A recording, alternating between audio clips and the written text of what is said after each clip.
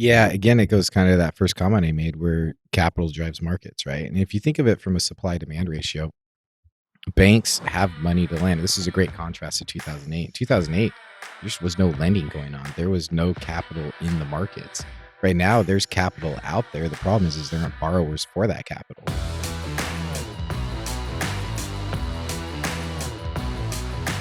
Welcome to the Bar Down Investing Show. Here are your hosts, Kyle Wilson and Jay Scott. Hey there, and welcome to the Bar Down Investing Show. I am your host, Kyle, more affectionately known in the industry as Ashley Wilson's husband, and I'm here once again with my energetic co-host, Mr. Jay Scott. How's it going, Jay? Woo! Energy. Oh, I like that. Energy. You stumbled on something right there. That's going to be my nickname for myself. Am I allowed to pick my own nickname? I think you already did by calling yourself Jay. That's a good point. Okay, well, let's pretend you came up with Energy, so that way I don't have to claim that I came up with my own nickname. Here we are again, drunk real estate episode number 2 coming up. And this was a great episode. We recorded this episode in San Diego, California, at the Bigger Pockets conference a couple months ago. And we brought on 2 amazing investors that we love talking to offline. So we figured, why not get them drunk and get them on the show, and let's talk to them with a camera in front of us as well. So today we have Mike Nuss from Rarebird Investments, and we also have Jonah Moses, and 2 guys from Portland, Oregon, 2 investors from Portland, Oregon, and again, a couple of like the smartest investors we know. And this was a really fun conversation. Yeah, it was great. It was when you say spur of the moment, it was literally we were sitting at a bar drinking with them, and we said, hey, you guys want to go just do this and record it upstairs? And they were like, sure. So they came up and we recorded an episode. And you could probably tell from the episode that it was a little bit less prepared, a little less structured, but sometimes that's good because we covered so many topics on this. We didn't really just stick to one theme. I mean, we started off with since we were at a conference, they were, one of the major themes was, who's buying? Are people buying right now? And so we talked about, is it a good time to be buying, or should we be holding off? The pricing on things, with cap rates being lower than what loan rates are. We talked about what is a recession, should we care, what the definition is, location, and then Jay stole my hosting abilities a little bit, and he implemented his own drinking game at the end, even though that was my job. So we were kind of all over the map. We had friends sitting in the shot with us who weren't involved. Our friend Serena, her foot kept making an appearance in the episode if you're watching on YouTube. So maybe Quentin Tarantino will watch our episode because of that. I think my kids and my wife made a guest appearance accidentally as well. Yeah, so we're buttoning it up a little bit more as we go. But as I said, it was spur of the moment, but sometimes that's the best discussion. So I thought it was a great episode. Yeah, I loved it too. And so without any further ado, let's welcome to the show and kick this one off. Mike and Jonah. Let's bring them on. Yeah, so guys, welcome to this is our second attempt at Drunk Real Estate Podcast. I got a couple great guests here. We have Jonah and Mike. If you guys want to introduce yourself and tell me what you're drinking. My name is Jonah Moses, based out of Portland, Oregon. I've got the original Heineken green bottle. We're going to talk some drunk real estate today. What's your what's your focus in real estate? I'm Hold that microphone up there. I'm doing a lot more long-term rentals. I'm getting into flips and multifamily. Cool. In the Pacific Northwest. Awesome. What about you, Mike? Yeah, Mike Nuss from Portland, Oregon. I'm drinking a Napa Valley Cab, which is amazingly tasty. Thank you, Jay. I kind of am a little bit widespread, do short-term development projects, flip homes, build ADUs, do condo projects, have an apartment portfolio. Right now, kind of the focus is taking advantage of this buying window that we have to expand the rental portfolio. Do a little bit less flipping, but some for the right types of transactions. And yeah, I just love real estate and addicted to it. Perfect. And then we have our perpetual my babysitter over here, Jay Scott. Nobody cares about me, but I Yeah. do want to say I just heard Mike say this buying window. I think I have a topic to talk about here. Yeah. The opinion that We this is gotta a add buying that one window. in Well, there. we're sitting here at the Bigger Pockets conference, and we just got finished. That's why probably our voices are a little raspy, and that's why I'm drinking beer now, because I've drank all the bourbon out of the town.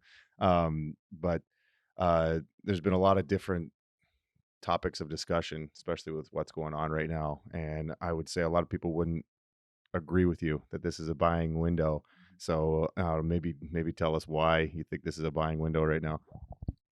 Well, yeah, I think essentially capital is what defines markets, right? And as capital is pulling outside of the market, and I should probably compartmentalize that statement. I look at single family rentals are a good buying window right now. I think asset classes matter. I don't really want to be in the asset classes that are driven strictly by numbers and profit. I want to be in an asset class that's still driven by emotions, which is what single family is. And for the longest time, for the past 5-7 years, our competition on the buying side as an investor has been significantly high. Capital's been easy, capital's been cheap.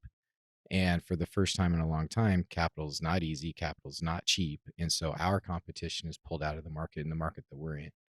And so that creates an opportunity where now we have less competition, and it's for the first time you can probe the market. You can actually offer what truly makes sense for you in a conservative manner. I'm still when we're running numbers, I'm running numbers with a depreciating market. Like, I do believe that our market is overinflated in certain neighborhoods more than others, but when there's less competition, it just becomes easier, and it's something we haven't experienced in 5 years. And so And that is, you're already seeing success in this, or yeah, exactly. So, like my comment this whole weekend at the Bigger Pockets conference is like, I'm a bipolar investor right now. As a developer who needs to sell product, I'm stressed out and I don't like that. I'm not happy. As a apartment owner that has passive income with good debt and great paying tenants, I'm really happy. And then as a buyer, it's, well, now's an opportunity to just be very conservative, but put offers out there and probe sellers. And there's some people that are going to be scared, and they will accept what they wouldn't have accepted a while back.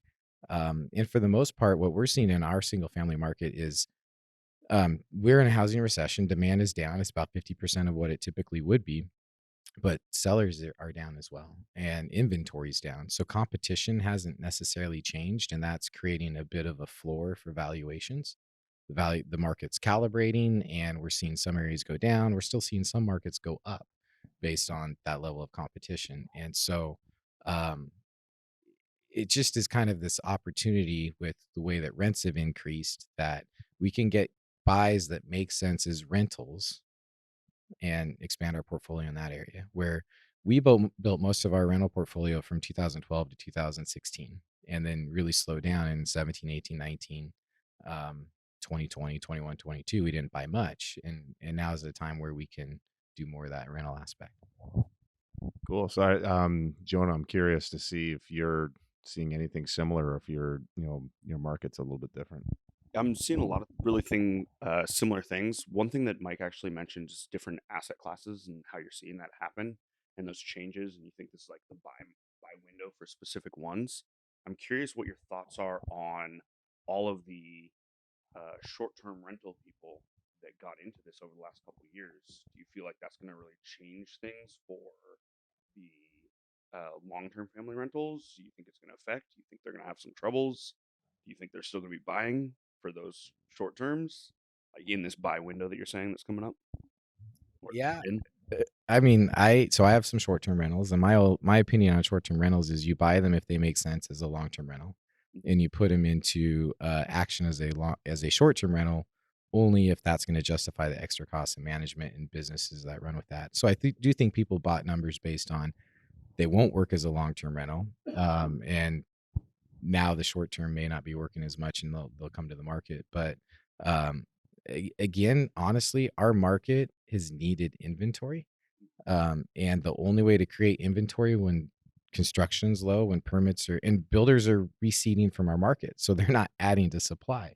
So the only way to add inventory is for more people to come to the market, or for, excuse me, demand destruction to then create less competition on the buying side. And when sellers are pulling back just as much as buyers, then that creates no change in competition. Do you think we'll have an increase in inventory because of that? People who didn't pencil out this is going to work as a long-term rental? I don't think it'll be at least in our market. I don't think it'll be significant enough to like make a big change. Correct. I thought your point, Jonah, was interesting about the short-term rentals. So, not my area of expertise. I don't follow that market a lot, but I think I remember hearing a statistic. It's probably a month and a half ago at this point, that at one point back in August, I think, VRBOs were like 60% unoccupied. And it wasn't so much that people weren't traveling. Everybody was saying, oh, see, the economy's going down, nobody's traveling.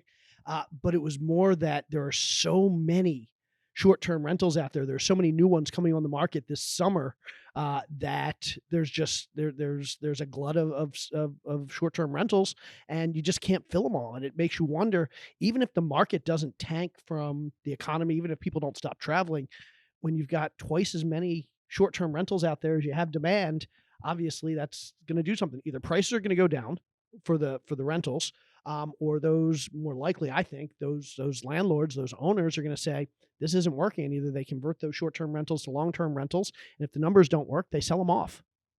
And Which so, then brings up the inventories. exactly. So and so that led me to believe that areas where like are highly touristy, that tend to be more hospitality oriented, those areas could see a spike in inventory over the next couple of months as those short-term rental owners decide, yeah, I can't make this work. Well, it's interesting. So right before I was sitting down, I was actually on the phone talking about a beach house. I was like, well, maybe this isn't the right time for this beach house as a long term. So Well, and it's market specific, right? So, like, for example, the market that you're in, there just still isn't enough of them. And that's the thing is yes, rent, and we've seen that in our market where short-term rental rents have come down significantly. So then that's your decision. Do you long-term rent it? Do you sell it? And it's a numbers game. How many of them will ultimately long-term rent? And then what does that do to the long-term rental market versus are they going to sell? And what does that do to the valuations in the sales market? Yeah, and this goes back to something that I've been saying forever. Like, everybody talks about real estate being location, location, location.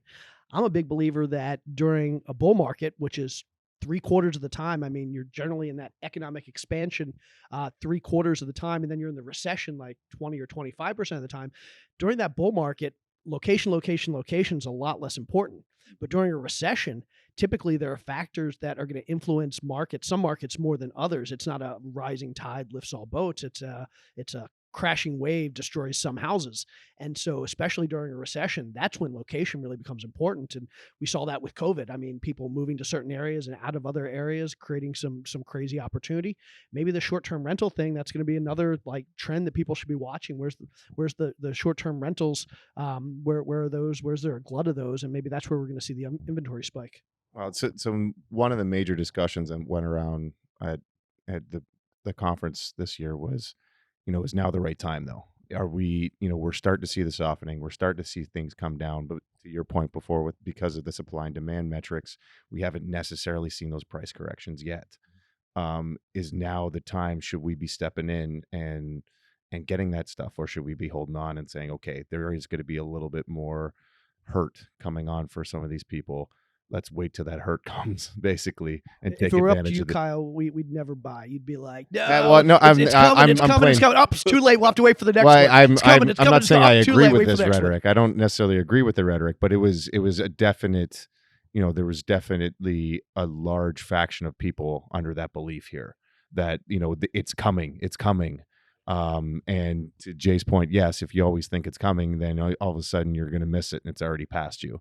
But, if you seem pretty tuned into that, like, do you think, it's kind of more along the lines of, buy all the way down the dip.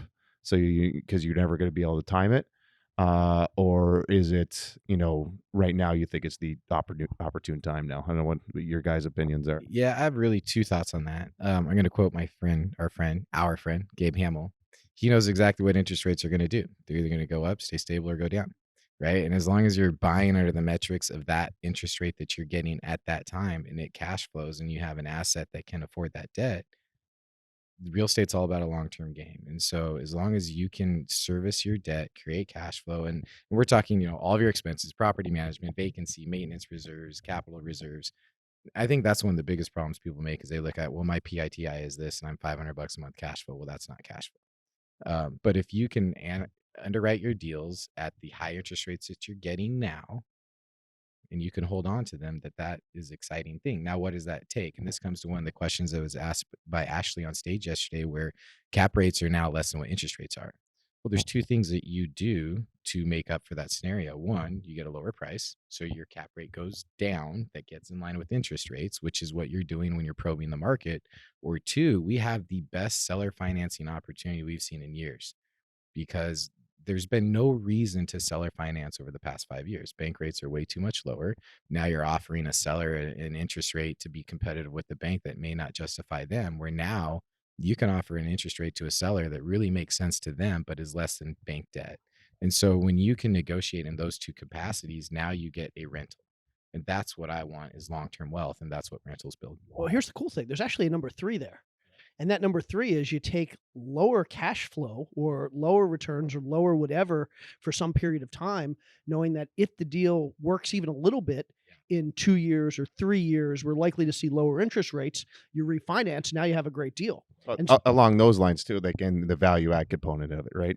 So if you're able to add value, just because the cap rate right now doesn't make sense, when you're adding value, then that cap rate's going to flip back above the loan. Your return's going to flip back above the loan, and then you're getting that delta and that arbitrage back again, to Jay's point.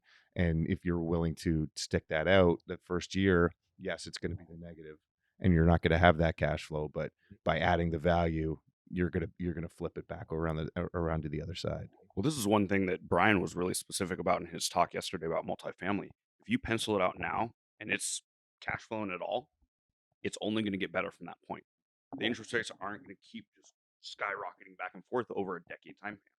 So then all of a sudden you get to a point where you can like manage your expenses based off of that, because over the growth of it, if you look historically, it's just going to keep going. Well, I have a whole theory around this, because people talk about, with the loan rates keep going up, cap rates are going to keep going up, keep going up, keep going up. Well, especially when you get into larger deals and things like that, you're eventually going to hit a point where, people don't have to buy with loans. Like we've gotten pretty comfortable with 5-6% returns. But in the past, we've been achieving those 5-6% returns with 3% loans. So we've been able to pay, the 4 cap rate, because our loan was 3%. Well, now the loan's getting up to 6-7% now. Well, so does that mean we're going to get to 8-9% cap rates? Well, no, because if we're comfortable with that 5-6% returns, if you start getting large REITs and companies like that, if they're buying all cash at a 5 cap, they're going to cash flow 5% first year, 6% second year, 7%. That's what they were cash flowing before. So can we really get these cap rates and these values go much higher than a 5 or 6% when that's a comfortable return with no debt? Yeah, and this is something I've been saying for a few months now. I mean, for the last 10 years, we're in the multifamily space. The last 10 years, all we've cared about is debt. We want 100% loan to value. Obviously, we're not getting that, but we want our 75% loan to value. We want as much debt as we can, because debt is free. I mean, 3% interest rates, 2.5% interest rates, basically free. And so we would get as much debt as possible, and we would cover the gap with equity. So joy of leverage. The joy That's of why we're leverage. here. But here we are in a situation where interest rates, if we're going to get debt, are at 7.5%, 8%. But we have equity investors. All of our passive investors, if we offer them a 6% pref, basically 6% return, they're happy. And so it's now cheaper, not necessarily throughout the entire deal, because our investors need that payoff at the end. But from a cash flow standpoint, our annual cash flow standpoint, it's actually cheaper to bring in more equity, bring in more passive investors than debt, because we're only paying 6% as opposed to 8% to the bank. So we're going to do better holding that property for a couple of years by raising more equity and raising less debt. And it's the first time in 10 years, and nobody's thinking about that. Everybody's still thinking, I need to get as big a loan as possible. Well, no, you don't. Bring in more equity investors. Make sure that there's, again, a good value add on the back end so that you can hit that 12, 14, 16% IRR. But basically pay 6% a year as opposed to 8% a year by paying equity investors as opposed to lenders. Yeah, so Jonah, like right now, like if you're buying a property, what are you targeting for a loan? Like what are your expectations, and have those expectations changed at all? I mean, every day you have to check. Right? In today's world, you really have to focus on what you're getting with the property and what the loan is. To Jay's point, though, I really like the concept of bringing in more equity partners, though. Like, I actually envision that will happen more and more frequently now, too, because it will just be so much more accessible and make so much more financial sense in the long term, too. So I saw the other day actually in the news where Bank of America is now trying to come out and they're trying to pilot a program for 0% down. It's a 0% down loan for mortgages, and obviously it's a way to try and combat the affordability problem with the average home buyer. But I guess I get concerned that every time the government tries to step in and make changes to something like this, they think they're making things better, but they're really going to make things worse. And if there's an affordability issue by doing the 0% down, are they actually going to make houses more expensive? And it's going to make things worse for the average person trying to buy a house. And I don't know, have you guys seen any of that? Yeah, again, it goes kind of that first comment I made where capital drives markets, right? And if you think of it from a supply demand ratio, banks have money to lend. This is a great contrast to 2008. In 2008, there just was no lending going on. There was no capital in the markets. Right now, there's capital out there. The problem is there aren't borrowers for that capital, right? So if you're a bank and you need demand for your loans, what do? If interest rates are too high, you change the other things you control, which is down payment, maturity, ARMs, the maturity length. And so now creating more programs to then expand your borrower pool, which that gets into the 2004, 2005, 2006 cycle of now we're in an expansion of credit availability. So that does kind of get scary, but we're not building upon a foundation of overextended credit. We're building on a foundation where the debt to income ratio for the average mortgage owner right now is the best it's ever been. The equity ratio for the average single family owner right now is the best it's ever been.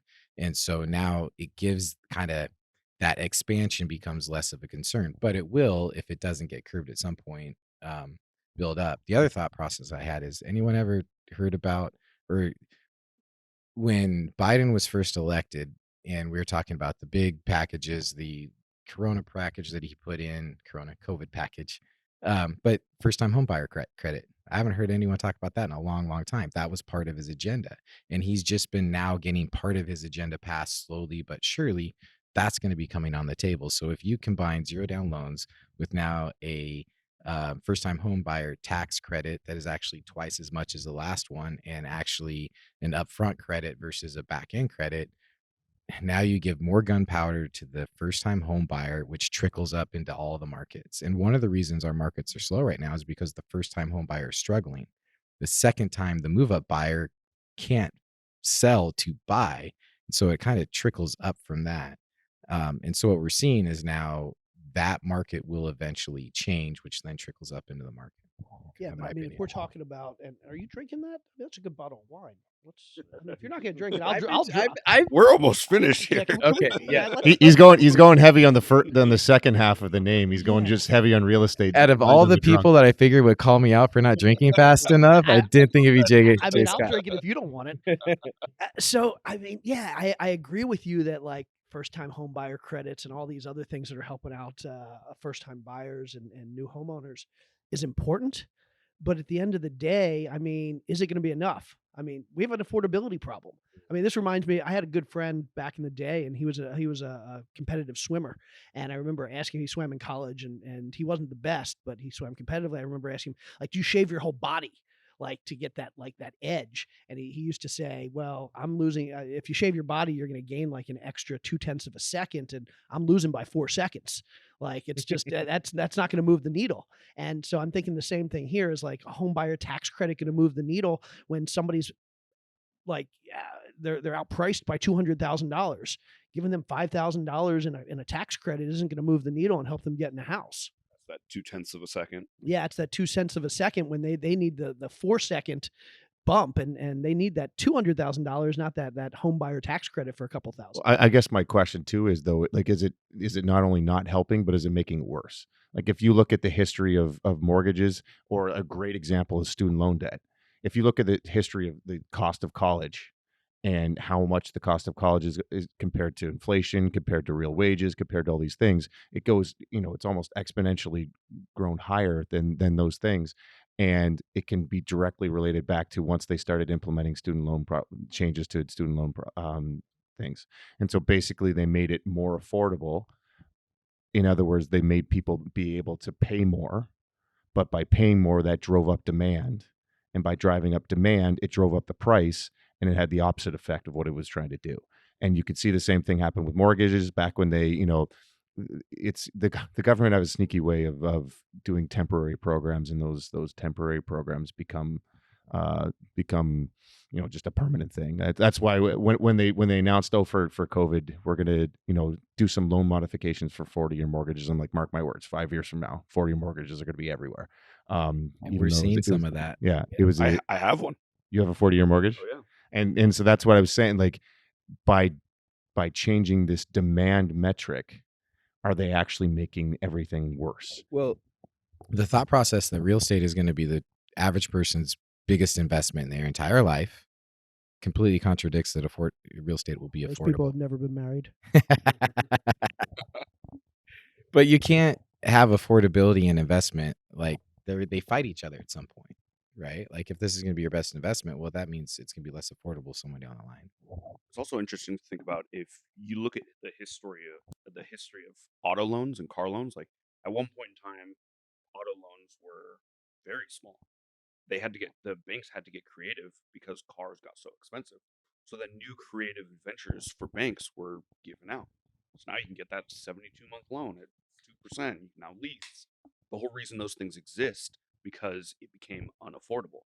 Now, is that going to happen in the real estate market? Banks are just going to be like, well, we're going to do 0%. Maybe we do 50-year loans. You don't know with those things. I mean, at some point, we're kicking the can down the road. And one of two things has to happen. And maybe this is the bigger discussion of where do we think the market's headed. But one of two things has to happen. Either things have to slow down, and productivity and output in this country has to catch up to like the high asset prices, or the high asset prices have to come down to where output and productivity and GDP are, and we have to see a crash or a recession. And so which one is it? What is a recession, Jay? Well, that's Wait a minute. That is a good question, because now we have, we had the whole two negative GDPs. We had the economists come and talk to us at BP here and basically saying, okay, the common thought before was 2 negative quarters of GDP, and that's a recession. But then, the government almost like front loaded that and said, whoa, even if we have 2 quarters, it's not going to be a recession. And they were right. There was 2 quarters. And now the best thing that we have for what the definition of a recession is, a bunch of monkeys in the back room looking back previously, 6 months, a year ago, and being like, oh yeah, we were in a recession back then. It's funny that those monkeys have been around since like the early 80s. I've never heard you complain about them before. Now suddenly they're saying something you don't like to well, say. And but it's like, this is the first time the monkeys have disagreed with the 2 quarters of negative GDP. That's not true. Back in 2001, literally 2001, when did we have negative 2 quarters of GDP in 2001? We had a recession in 2001, right? Right. We all agree that. When was there 2 quarters of successive That's negative a good question. I don't know. There wasn't. There wasn't. And let's talk about 2008. 2008, when did the recession in 2008 start? Most people say it started in December 2007. Sound about I'd right? say August 2007. Maybe even August Yeah, it 2000. seemed earlier. When did we have 2 negative quarters of GDP? Until 2009, was it? It was the end of 2008.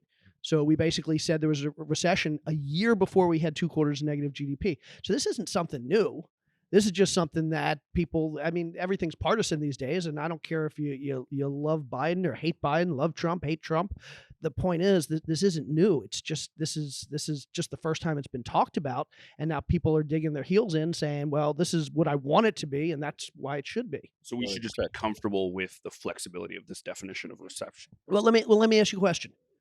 What does it mean if we can agree there's a recession, or if we can agree there's not a recession, what changes in the world? Yeah, it doesn't really matter, right? What doesn't. matters is what's happening. It's not like, officially a recession. Let's deploy the National Guard. Now we're going to do something Other different. other than a little bit of a self-fulfilling prophecy where, you know, people can create their own recessions, right? If you think you're in a recession, you're going to slow your spending, you're going to, you know, everything's going to slow down, and that kind of puts yourself into a recession. So if we declare, hey, we're in a recession right now, we're basically going to create it.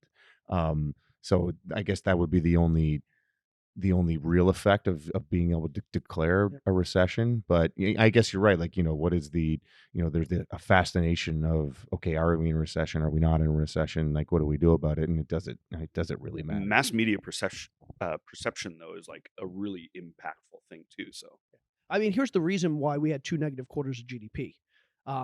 Back in Q4 of last year what is it? Wow, I'm 2021. a little bit. 2021. what day is it, Jay? Q4 2021. You filled yours back up. Yeah. By the way. Does that mean if I drink this, I get a refill? Catch up. Absolutely. We've got a couple bottles back there. And so back in Q4 of last year, we were coming out of COVID, and all of these companies, Walmart and Target and Home Depot and all these major retailers were saying, we haven't been able to get crap on the shelves for 2 years now because of all these supply chain issues. We can finally get stuff on the shelves. And all of these retailers bought massive quantities of shit that they put on the shelves, put in their warehouses. Q1 comes around, they haven't sold it all. So what do? Do they buy more stuff? No, they don't need to buy more stuff. And so GDP drops. And then Q2 comes around. They still haven't sold all that stuff. They're discounting it. They're giving it away. They're doing buy one, get one. But they still aren't buying stuff because they have so much crap on the shelves. And so that hits GDP as well. And then you look at the trade imbalance. That's another huge impact on GDP. When we're importing a ton of crap and not exporting a ton of crap, that hurts our GDP. And so those two things, it was basically a timing issue. If you took the amazing GDP that we saw in Q4 of last year, and you kind of push that to Q1 and Q2 the way it should have been, if COVID wouldn't have happened, we would have had positive GDP in both Q1 and Q2 of this year, and we wouldn't even be having this discussion. So I'm not saying we're not in a recession, but I think it's bullshit to just say, 2 quarters negative GDP. We don't look at anything else. Those are the only two things. So what should we look at then, I guess, is the question. So what other that was the easy way. The easy way was to say, okay, negative GDP recession. So is there a metric that we should be tying to a little bit more? Because, you know, someone would, you know, people would say like unemployment rate, right? Yeah. But the problem is that unemployment rate lags 6 months. You know, we're not going to figure out that the unemployment rate was a problem until it's already too late. Well, unemployment's the opposite of GDP here. GDP looked bad when it was actually really good. Unemployment looks good when, if we actually dissect it, it's probably a lot worse than it looks.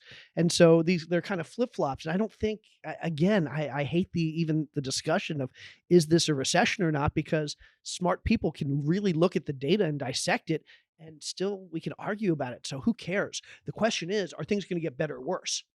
So it doesn't matter where we are. Are we at, let's call recession negative and not recession positive? It doesn't matter if we're positive or negative. The question is, next month, next year, are things going to be better or worse? So, Jay, what do you take into account to predict what you're going to do for the next 3-6 months? Like, what factors? I asked Kyle what I should do.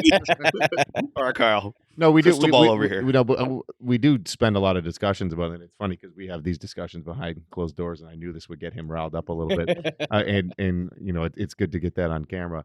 But you know, it is you hate to use the old rhetoric. It depends, but it depends on where you are too. Like you know, it to me. You know, so location is important, right? Like yeah, exactly. Well, you could do one of two things. It's okay to invest in markets that don't have massive diversity across employment and across sectors and all these different things, as long as you are local to that market and you could really keep a finger on the pulse of what's going on. Yeah. So what we were just saying is basically that, you know, you hate to say that it depends, but you know, it depends on, you know, what the markets you're in. And it's okay to be in a market that is not economically diverse, has a lot of job diversity, a lot of different industries and things like that. As long as you're local to that market and you can really keep a finger on the pulse of what's going on, you could see market shifts as they're happening, and you're not going to be 3 months behind the curve saying, oh shit, I should have, you know, been selling this. I should have been converting this. I should have been pausing my development. I should have been doing that. But we don't invest where we live. So we pick markets that are economically diverse. There's a lot of different industries, a lot of different jobs. Something like Houston, like we like Houston, and it's In other words, he likes living with the white people, but then investing where, like, kidding. I'm kidding. Now we're really Jay's just getting there. calling you out, Kyle. Wait a minute.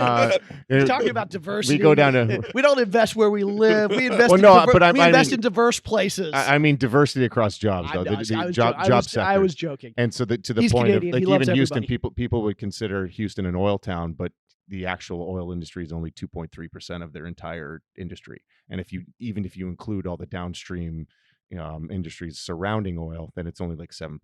And it's such a massive city. I mean, what's the fifth largest city in the country? That any small changes isn't, you'll see softening and downturns. And I think we actually saw the first month that we didn't have rent growth in, since COVID, in August.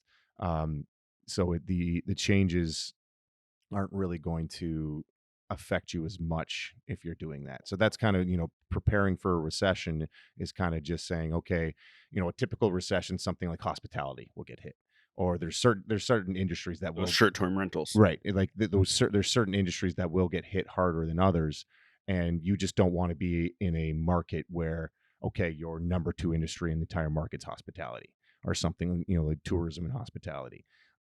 That's kind of the way we hedge that. Instead of just saying, okay, let's try and time this perfectly, because Well, that's the beauty of like rents. Rents are really sticky, right? And at The the end of beer openers are over here are trying to figure out how to subtly, like, get a beer open. You don't increase need to. the You supply don't need of to be liquor. subtle. Wait, have We're we not already subtle finished here. one of the Heineken? Oh, I'll take whichever one you want to open. Sorry. There we go. There we go. Okay. Derailed by beer. Not even trying to hide it anymore. No. Why hide Hey, it? Trying to be sneaky about it, but At it least didn't it's work. not my 11-year-old that's coming in and opening the beer Yeah, this the time. last one we had a bunch Thank you, of sir. different changes. I'm so glad that you guys went here because I'm like trying to be all professional and getting more and more not professional. That's the whole point of this. That's the idea. Something that you brought up that actually was interesting to me is we've been talking about location a little bit. Yeah. And we had this massive monkey wrench, COVID, thrown into the world. Now a lot of people were like, oh, well, I don't have to be in this big city to have my job. Do you envision that there's going to be long-lasting effects based off of those other markets, those diversified markets maybe weren't as strong before, but now people can I mean, we be saw more we remote? saw a bit of a shift, especially in the beginning of COVID, of people moving out of the cities and into the suburbs a little bit more. But you're seeing that shift back, and it's Do you think it will go back to what it was, or do you think there's still a debate on the whole work from home? Like, I've seen the hybrid become a lot more prevalent, and a lot of people believe the hybrid is going to become the new norm, where it's not necessarily 5 days in the office, but you're still going to be in the office. You're going to be in the office 2 or 3 days. And I think there's a lagging effect because of the job demand. Job seekers and employees still have a lot of power right now. They know, the quits rate is an all-time high. And that's an indication that people are willing to quit their jobs because they know they have another job on the other side. Once we see a bit of a softening in the job market, and people aren't necessarily going to, okay, I could just quit my job and find another one the next day, then we might see, employers get a little bit more brass behind them and saying, no, you got to show up into work. And you're seeing it with, major tech companies a little bit more now. You're seeing it like Elon basically said, come in or find a new job. And 6 months ago, he wouldn't have been able to do that. So I think you're seeing it a little bit more, and you're going to see people coming back to the office and going along with that. That brings people back into the major cities. But, it's something we're keeping an eye on. It's I don't think we're going to continue to see the rent growth in the suburbs that we did. But I also don't think it's going to be just a snapback. So, but if you're a major city, like, as I said, like we're in Houston, it's a kind of a more, everything levels out just a little bit. and to Mike's point, like rent's sticky, so Well, and this affects different markets different markets differently. And I think so I had a conversation with Noah last night, who's in Boise. I think like Portland to Boise as a comparison, Boise skyrocket. I mean, I we like met how he in talks Boise. about Noah like we all know who Noah Yeah. is. So Okay, he was talking to Noah. Guy with the arc. so Yeah. Noah's he flips houses in Boise. So like Boise's market went from 0.4 months of supply to 4.5 months of supply in a short period of time. And supply, Months, right? yeah. And supply is measured by inventory divided by absorption, the amount of buyers, right?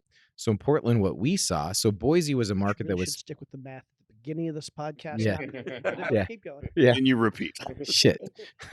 Where's our drawing? No, Actually, we're wait a wrapping minute. up. I think this is going to be the last point. And then we're So gonna play like some games. California is a great market because there's max exodus from California that can now, because of remote working, go into other markets, right? Boise was a market that felt that. And so you had people moving into the Boise market based on incomes from a different market that drove prices, right? And so you saw huge price escalation, and then now sellers coming to the market and a economy that didn't have the incomes to support where that real estate went to.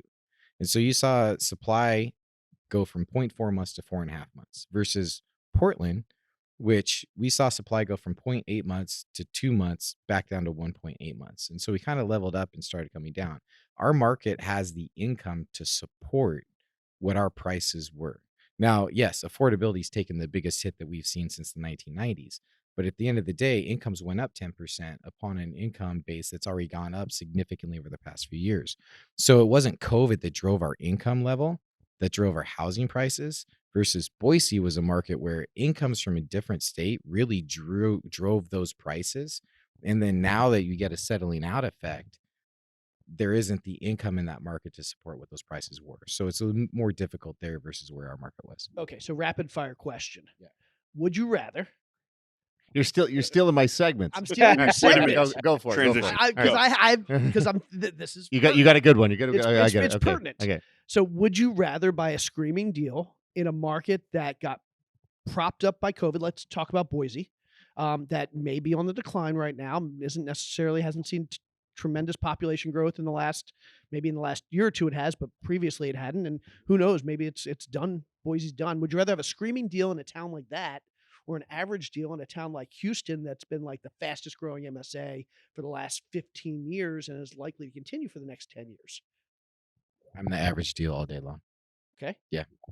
I actually think I'd go the risk adverse, the more risky approach. If this screaming deal is in Boise, like Boise's not going anywhere. Boise's still a beautiful place. If it's a screaming deal, I'll take it. See, I have two answers. My first. He's going to do both. No. I He's am like, gonna- wait a minute, I'm That's not an answer, Kyle. I am going to do both, but the way I'm going to do both is if it's my money, it's one answer. If it's investors' money, then it's another answer. Yeah. So That's I'll solid. go Yeah. screaming deal with my money all day. But if I'm taking investors' money, then you got to go with the safe. That's it. Fuck, Kyle. That was really good. No. nailed it on that one. I'm going safe both ways Safe both ways. because I'm my investor. Well, that's true, but I guess it's what stage in your career and It's true. It's true. investing and Yeah, I where think are that's a you good where point. is the rest of your money? And no Yeah. offense to anybody in Boise. I'm not saying Boise's going anywhere. Yeah. I just I You already, just said Boise I already sucks. I bought don't all know what my happened. gold and all my safe bets. I could Yeah. take some risks and There you and those different things. So going along with the games. So we just did a would you rather. Well, let's do a F, Marry, Kill. So but we're obviously not going to go with people. We're going to go with, let's do asset classes. So if you're a passive investor, F, Oh, Marry, Kill. I thought you were going to do you, me, and I don't know. And Brandon, you mean we could do that one. Oh, after. don't do that to me. I'm dead. I'm dead. So let's go with self-storage, mobile home parks, large multifamily properties. F, Marry, Kill. You can only you got to kill one. You got to marry one for the rest of your life, and you got to I already forget what the first one is. You know what I'm talking about. Yeah. F, Marry, Carol, mobile home parks. F, Mary Carol. F, did Marry, marry Carol. Wait, bringing his wife into this. Sorry, Jay. So I did both. At least yeah. mobile home parks. You've already got one of your answers. You're good. Mobile home parks, storage. and large Large multifamily. multifamily. I think I'm actually going to kill storage. Kill First. storage. Multifamily, I think I'm going to marry. Yeah. And then, obviously. Fair enough. That's Kill. a good one. That's a good one. What do you think, Mike? Definitely kill self-storage. Like that's an asset class where financing changed cap rates dramatically in that asset. Sorry, AJ. Yeah, right. I love the shelter component of housing. I think is just the safest bet. I'll go with mobile home parks because housing isn't getting any cheaper, and that's the cheapest thing on the block. And then multifamily housing, and then I kill self-storage. Obviously, I'm going to marry multifamily. I already married multifamily. My work wife is multifamily. And he hasn't done any of those three to my wife. Wow. Thanks, Kyle. Yeah, so multifamily, I'm hitching my wagon to multifamily long term. Mobile home parks or self-storage. I'm not a huge fan of either, but both of them I think are heavily location dependent. And I think self-storage in the right location, I like long term right now. It is low barrier to entry, so obviously. But you already married multifamily. We're not talking long term. We're talking, quick in and out. Okay. Yeah, I'm probably gonna go with these guys. I'm gonna kill self-storage. You're gonna kill self-storage. But I think that's a good asset class in the right markets. I was also going to say, I actually really like the idea. Well, of I'm going to buck the self-storage, trend too. a little bit. I think so. So self-storage, there still is off-market opportunities in self-storage. You're seeing that with You go got out a there, lot of you're mom and seeing- pa's that are out there. There's still there's a lot more in mobile home parks. But I've nothing against anybody who's done mobile home parks, but I've always kind of stayed away from mobile home parks, and I like apartments because just on the concept, if I raise the rents in my apartment complex $100, and someone can't afford it, it's a B-class property. They're just going to move to the one down the street. Not a problem. Easy turnover. If I go to a mobile home park and I raise their rent $50 and they can't afford it, you could literally ruin that person's life. They don't have $5,000 to move their mobile home park that they've been trying to save up their entire life. And so you have to really walk that balance. Do you have a heart, Kyle? Well, it's just the Is that what's coming out? think it exists. Not a big I do one. think it exists. He's Not a big one, but it's Canadian, there. he's I have Canadian. I already prefaced that I have no problem kicking somebody out of an apartment. So don't say I have too big. He wants to give everybody free. But you're right. The housing, cost free to move a healthcare. mobile home is just it's It's the cost- $5,000, and no one living in a Right. mobile home can afford $5,000. So you really have to walk that ethical balance, and I think there's a lot of people who do a really good job of walking that ethical balance there.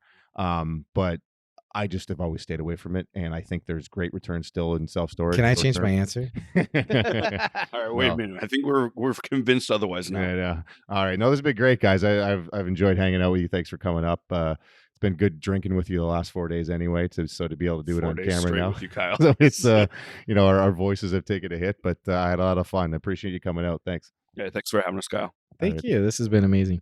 My chop liver. Oh, I guess. Oh, Okay. well, we don't Jay's care. over here Yeah, too, we I don't- guess, right? No, Jay's only here by requirement. Yeah. He won't let me do this alone and use the bar down brand. It's the only way my wife will let me drink this much. You're just keeping me Speaking of drinking, I think your cup's empty though. Yeah. Well, Jay and I perfect finished a bottle of wine. Perfect. All right, guys. Thanks. Thank you. Thanks, guys.